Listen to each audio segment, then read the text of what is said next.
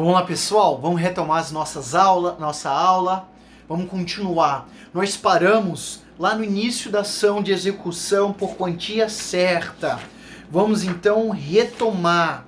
Além da citação, além de o juiz receber a petição inicial e determinar a citação, nós vamos verificar que a citação no processo de execução se dá por oficial de justiça. Olha que está lá no artigo 829, parágrafo 1º, do mandado de citação constatarão também a ordem de penhora e a avaliação a serem cumpridas pelo oficial de justiça, tão logo verificado o não pagamento, tá certo?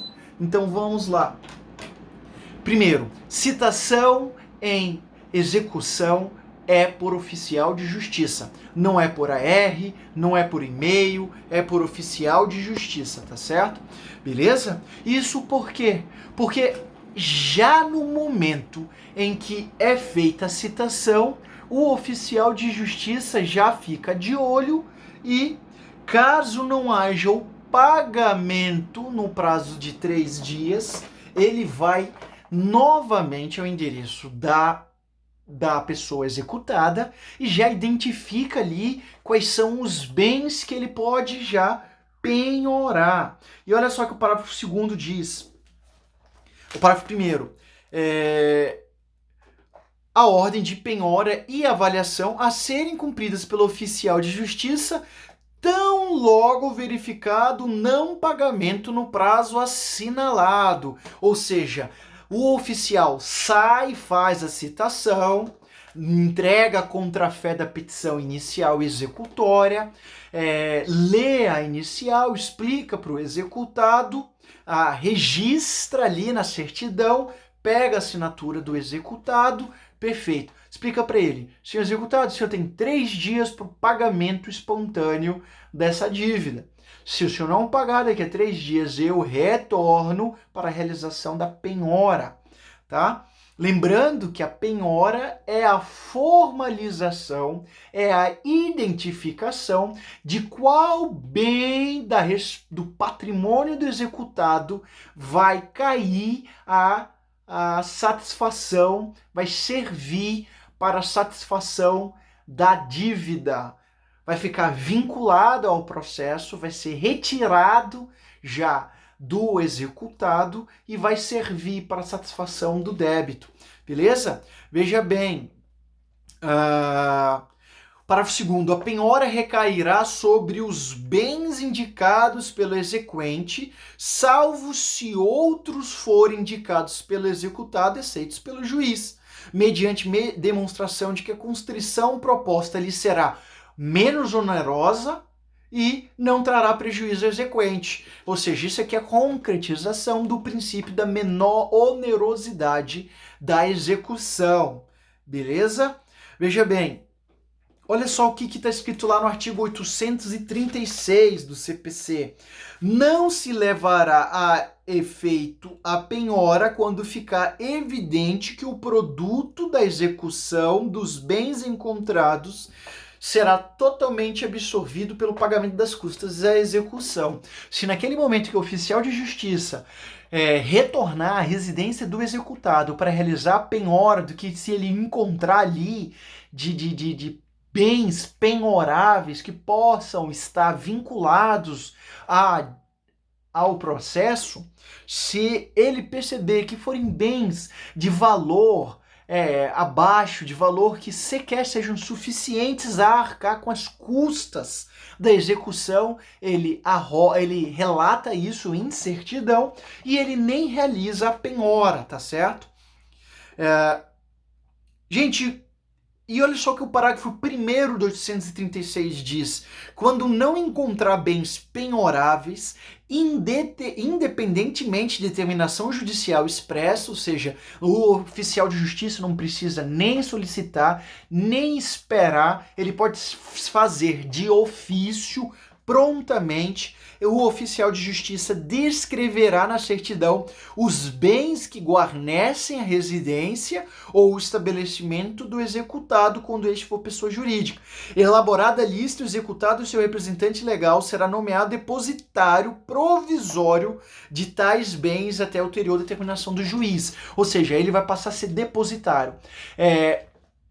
Ele já, mesmo não encontrando bens penhoráveis, ele já identifica o que tem ali e ele já rola esses bens, ele já lança isso em uma certidão e ele já diz pro executado, o seu executado, pessoa física, ou seu executado, pessoa jurídica, é o seguinte: esses bens, essa mesa, essa televisão, essa cama, essa geladeira, esse vidro, esse eletrodoméstico, esse computador, esse monitor, eles estão agora arrolados e o senhor está ficando como depositário. O senhor não pode mais transferi-los, ele vai ser pormenorizado e ele vai elaborar um auto para ficar registrado isso no processo, tá certo?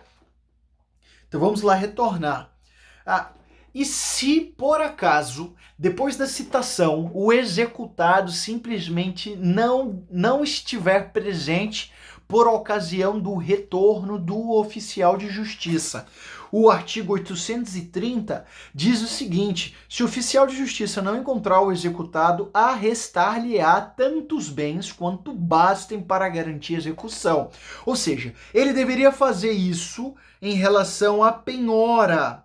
Ele deveria apenhorar tantos bens quanto bastem para o pagamento do principal atualizado dos juros, das custas e dos honorários advocatícios. Isso está escrito lá no 831.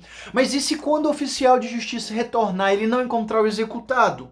Lá no 830 diz a respeito então do arresto. Esse arresto é chamado de arresto executivo, porque ele se diferencia do arresto cautelar previsto no artigo 301 do Código de Processo Civil. O arresto cautelar, por ser uma tutela provisória de urgência, para que ele seja concedido, precisa ser demonstrado a sua necessidade, o risco de desaparecimento daqueles bens, o risco de dilapidação. Não estamos mais tratando a respeito de risco.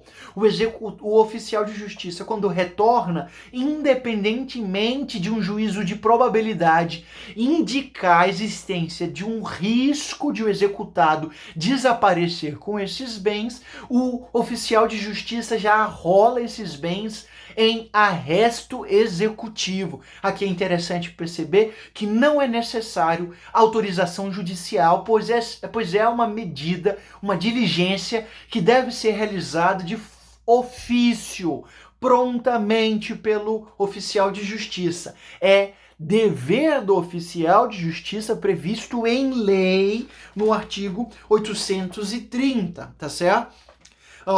10 dias seguintes à efetivação do arresto, o oficial de justiça procurará o executado por 2 vezes em dias distintos e, havendo nesse momento suspeita de ocultação, naquele primeiro momento em que ele vai e faz o arresto, não necessariamente precisa haver suspeita de ocultação. Ele faz o arresto, ele retorna, ele não encontra lá, independentemente do momento, da hora, o executado pode estar num trabalho, o executado pode estar em uma viagem profissional, de férias, enfim, independentemente disso, ele vai lá e faz o arresto. E por que ele não faz logo a penhora? Porque no momento que é realizada a penhora, ele precisa ter o conhecimento do executado, porque o executado ele precisa assinar, uma vez que a penhora registra, autentica de forma induvidosa, indubitável, de que o executado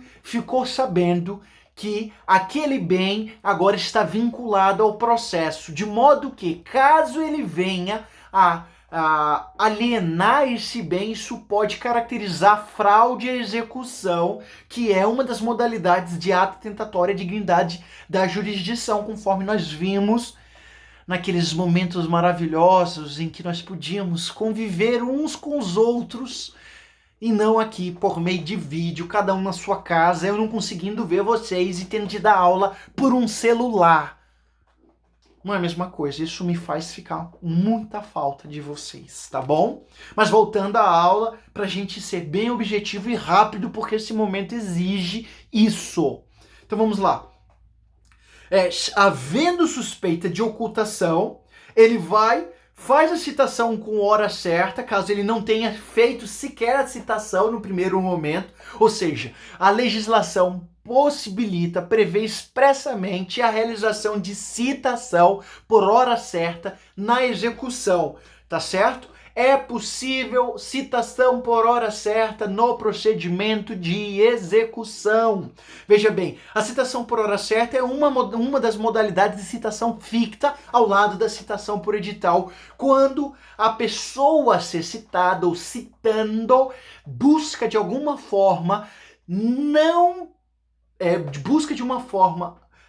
criar resistência ao andamento processual, de modo a não se posicionar, não se apresentar para o aperfeiçoamento da relação processual por meio da citação. Isso, gente, porque a ausência de citação gera nulidade ab ovo. A nulidade desde o início é pressuposto de um processo democrático a consecução do princípio do contraditório e da ampla defesa. Então é necessário que alguém, num processo, seja ele um processo civil de conhecimento ou de um processo civil de execução ou mesmo de processo penal, que ele tenha conhecimento acerca da ação que lhe é movida a fim de aperfeiçoamento da relação processual triangular e que permite um andamento processual. Então, o artigo 830, parágrafo 1º, prevê a possibilidade de citação por hora certa, no caso de suspeita de ocultação. Nesse caso, da mesma forma que é previsto lá no CPC quanto à citação normal, nós vamos ver lá no artigo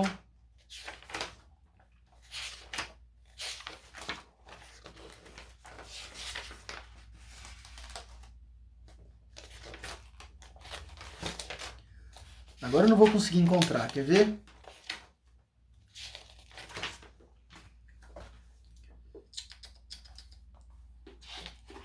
Artigo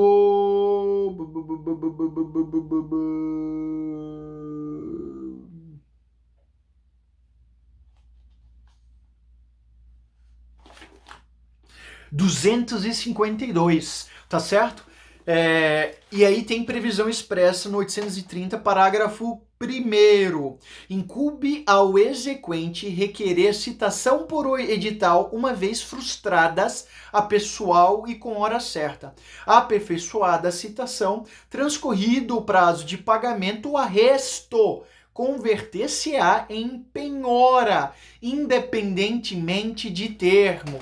Ou seja, o arresto executivo também é denominado de pré-penhora, porque mesmo não localizado o executado, para a realização da formalização da penhora por meio da sua assinatura, essa pré-penhora, esse arresto se converterá em penhora caso o executado não pague espontaneamente nesse prazo de 3 dias, tá certo? E vamos lá.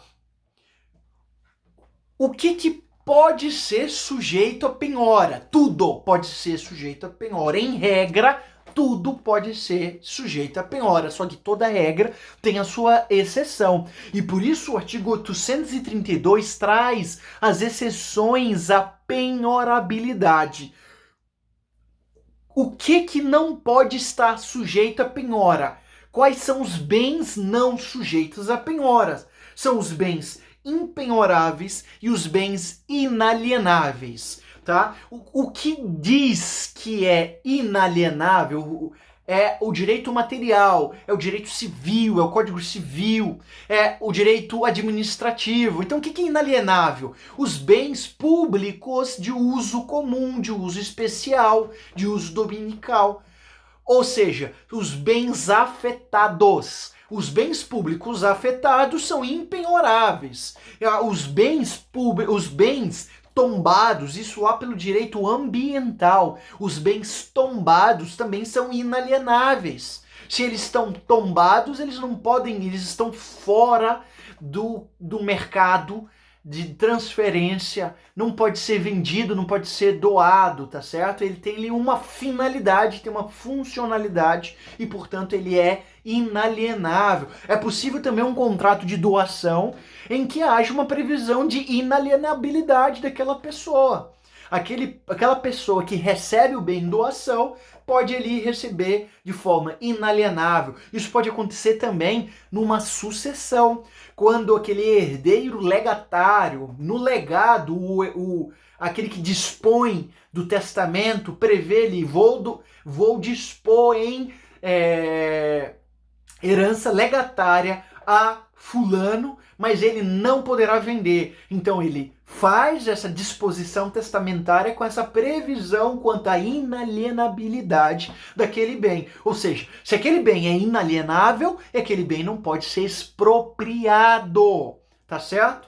Beleza? Mas além disso, existem os hipóteses legais de impenhorabilidade. São regras processuais previstas lá no artigo 833. Então, o artigo 833 prevê expressamente quais são os bens impenhoráveis. Está lá, o rol está ali. Gente, precisa decorar. E por que existem bens impenhoráveis? Porque são resguardados o mínimo existencial. Existe um processo, desde lá o Império Romano, de humanização da execução. E nessa evolução da sociedade humana, nós chegamos ao princípio da patrimonialidade, em que a dívida civil não pode ser satisfeita pelo corpo, pela liberdade. Então, a execução não é sanção. Não vou poder arrancar um braço, arrancar uma mão, machucar o executado porque ele não honrou uma dívida, tá certo? Mas para além disso, mesmo dentro da perspectiva patrimonial, em que se resguarda a dignidade da pessoa humana, também se mantém uma noção moderna do mínimo existencial. Inclusive, um dos grandes defensores da teoria do mínimo existencial no direito patrimonial, como consequência de um direito civil constitucional, é o nosso ministro do Supremo Tribunal Federal, ministro Teori Zavascki. O ministro Teori Zavascki, desde o início da década de 90, vem defendendo a necessidade do direito civil acompanhar a Constituição Federal, isso antes do Código Civil de 2002, prevendo um mínimo existencial, um patrimônio mínimo que permita a realização da existência. Se eu esgoto a existência, se eu esgoto o patrimônio de determinada pessoa, eu esgoto muitas vezes a existência dela. Eu impossibilito essa pessoa de trabalhar, eu impossibilito essa pessoa de exercício dos direitos fundamentais, como liberdade, como moradia, como saúde, como integridade, como integridade psicológica. Então não é possível a expropriação que impeça essa pessoa de continuar viva. Beleza? E aí nós vamos ver no artigo 833 quais são os bens que são impenhoráveis. De novo, o inciso 1º, ele repete o que estava lá no 832. Ele diz que não estão sujeitos à execução os bens impenhoráveis e inalienáveis. Ou seja, ele cria duas categorias não sujeitas à execução. E aí depois no 833 ele fala da impenhorabilidade. E aí ele fala de novo dos inalienáveis. Ou seja, ou o bem inalienável é impenhorável, ele é naturalmente inalienável e por isso ele não é sujeito à execução. O legislador não é muito técnico, mas é bom que vocês saibam que talvez é possível que ele tenha feito essa repetição para deixar claro e evidente acerca dos bens inalienáveis, beleza? Existem alguns bens que a própria lei considera impenhorável ou que por ato voluntário se declare não sujeito à execução, tá? É possível, como eu falei, num testamento, colocar ali a cláusula de inalienabilidade ou impenhorabilidade, o que gera também uma verdadeira redução no valor daquele bem, tá certo? Vamos lá, os bens móveis. Quais bens móveis? Aqueles bens relacionados às utilidades domésticas, os bens que guarnecem a residência do executado. Se pensa que os bens que estão na residência do executado são bens que servem para a sua existência, para a sua vivência, para a sua própria existência e para a existência da sua família. São bens, por exemplo, cama, televisão, geladeira, sofá, mesa. São bens, inclusive, bens de pouco valor, a não ser que normalmente bens de pouco valor que ainda perdem mais valor ainda por serem usados. Quem que é um sofá usado? O sofá usado é vendido muito barato. Você compra caro, você vende barato, mesmo na OLX. Imagina ainda um bem penhorado. O que o exequente vai querer? Um sofá usado pelo executado, né? Mas veja bem, é interessante que a própria legislação ressalva, excepciona quando esses bens são de elevado valor e que ultrapassem as necessidades comuns correspondentes ao médio padrão de vida. Ou seja, é possível que o executado ele tenha dentro da sua residência um telão de 500 polegadas, ele tem um verdadeiro cinema na sua casa. Embora aquilo guarneça a sua residência, em razão daquilo ser relacionado a um padrão muito superior ao padrão médio, o que acontece? Aquilo pode ser, sim, submetido a penhora para expropriação futura, seja pela alienação, seja pela venda, beleza? Então vamos lá. Vestuários, bens pertencentes de uso pessoal, de novo, salvo os de elevado valor. E aqui, gente, é possível, inclusive, as joias, os bens colecionáveis. Vai que o cara tem uma coleção de selos extremamente raros, que tem um valor de mercado absurdo. É possível, sim, a penhora desses selos. Vai que o cara ele é colecionador de cartões de beisebol. Isso nos Estados Unidos é muito comum, por exemplo. Tem um valor de mercado muito grande. Então, vai que ele é colecionador de moedas raras. Enfim, qualquer coisa que tenha um valor elevado, mesmo se tratando de algo, de um vestuário ou de um bem de uso pessoal, pode ser penhorado, porque isso extrapola o patrimônio mínimo. Agora, é possível que algum desses bens possam algum desses bens possa ter um valor inestimável, um valor afetivo. E aí o juiz, analisando o caso concreto, pode afastar a penhorabilidade. Nós vamos ver que, na verdade, tudo isso tem uma ordem preferencial para penhora. Então, não é assim bagunçado.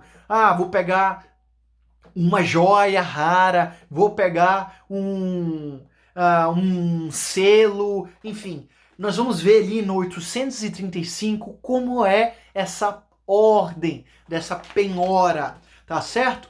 Beleza? E os vencimentos, subsídios, soldos, salários, remunerações, proventos de aposentadoria, pensões, pecúlios, montepios, quantias recebidas por liberalidade de terceiro, doações, e destinadas ao sustento do devedor, ressalvado o parágrafo 2º, aquelas importâncias excedentes a 50 salários mínimos, ou seja, salário, remuneração, lucro, não pode ser penhorado, porque tem uma natureza alimentar relacionada a isso. Aquilo decorre o sustento. Agora, se aquela pessoa pega essa remuneração, compra algum outro patrimônio, um veículo, uma casa, pode ser penhorado, tá bom? Gente, 25 minutos está chegando. Vamos fazer blocos de 25 minutos para facilitar vocês assistirem a aula, vocês dividirem o tempo de vocês e eu me organizar aqui, tá bom? Fico por aqui agora, morrendo de saudades de vocês e desejando que vocês continuem estudando, mantendo seus sonhos profissionais e lutando, correndo. Bora lá! Um grande abraço a todos. Tudo de bom. Tchau, tchau.